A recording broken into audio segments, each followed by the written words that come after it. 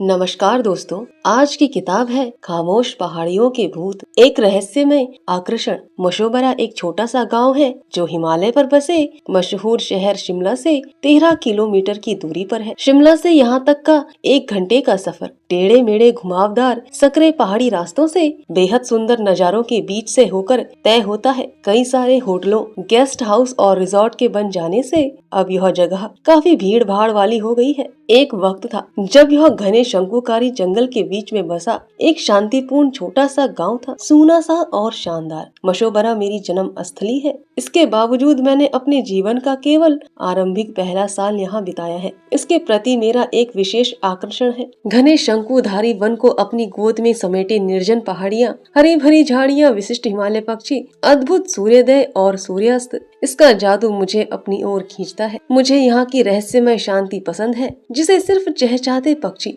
या फिर अपनी टोलियों में झगड़ते बकबक करते बंदर ही भंग करते हैं। और जब हवा यहाँ की झाड़ियों से होकर गुजरती है तो अपना अलग ही एक संगीत पैदा करती है, जो बेहद डरावना भी होता है और सम्मोहक भी। यह स्वच्छ और निर्मल वन बेहद पुराना है। इसकी ढलानों पर सीना ताने खड़े हरे भरे देवदारों, चीड़ों, जूनिपर और बलूत के पेड़ों ने कई पीढ़ियों को आते और जाते देखा है। वे ज्ञात और अज्ञात इतिहास के कई युगों के मौन प्रत्यक्षदर्शी हैं। इन मनमोहक पहाड़ियों के हर कोने में कोई न कोई रहस्य छिपा है। मुझे उस समय की एक घटना याद है जब मैं स्कूल जाने वाली एक छोटी सी बच्ची थी। मैं पापा के साथ मशोबरा गई थी, जहाँ ग्राम सेवक ट्रेनिंग सेंटर में उन्हें एक सेमिनार की अध्यक्षता करनी थी। उनके सेमिनार खत्म होने का नाम ही नहीं ले रहा था और मैं ऊब के साथ भूख से भी परेशान थी। हमारे ड्राइवर संतराम ने कहा कि वे मुझे तलाई के एक ढाबे तक ले जा सकते हैं, जो करीब 1 किलोमीटर दूर था और जहां मैं गर्मा गर्म करारे पकौड़े खा सकती थी। मुंह में पानी लाने वाले इस ऑफर पर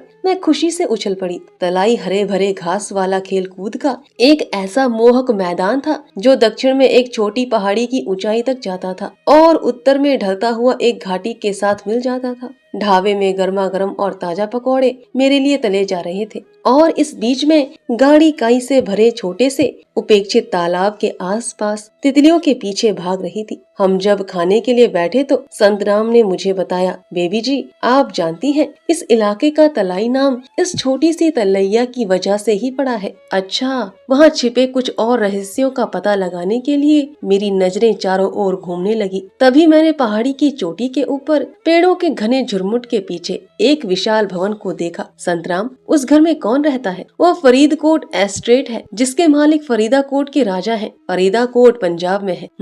उस ढाबे से एक टूटा फूटा मकान भी दिखाई दे रहा था। वो घर इतना टूटा फूटा और खस्ता हाल क्यों है? क्या वहाँ कोई नहीं रहता? इमली की मजेदार चटनी में एक गरम पकोड़ा डुबाकर खाते हुए मैंने पूछा। ओह बेबी जी, वह एक भूतिया बंगला है जहाँ भूत रहते हैं। मैंने पकोड़े खाने बंद कर दिए। भूत में मेरी दिलचस्पी ने भुला ही दिया कि मैं कितनी भूखी थी। अब मैं उस बंगले को एक नजरिए से देखने लगी। मेरे युवा मन पर 2 दावेदारों में हावी होने की होड़ लग गई, उत्सुकता और डर। मेरे छोटे से शरीर के रोंगटे खड़े होने लगे, लेकिन मैंने अपनी उत्सुकता को ही हावी होने दिया। थोड़ा हिचकते हुए मैंने पूछा, सच में? मुझे उसके बारे में बताओ। संतराम ने कुछ देर तक चुप्पी ओढ़ ली। वह जरूर अपने मन को टटोल रहा था कि उसे यह कहानी मुझे बतानी चाहिए या नहीं। बरसों पहले वहाँ भयंकर आग लगी थी। मैंने देखा कि ढाबे का मालिक उत्साह से हामी भर रहा था। उसकी सहमति ने कहानी को कुछ और दिलचस्प बना दिया। अब मैंने जलकर कोयला हो चुके पत्थरों के बीच उस ढांचे के साथ ही बिना चौखट वाली खिड़कियों और दरवाजों समेत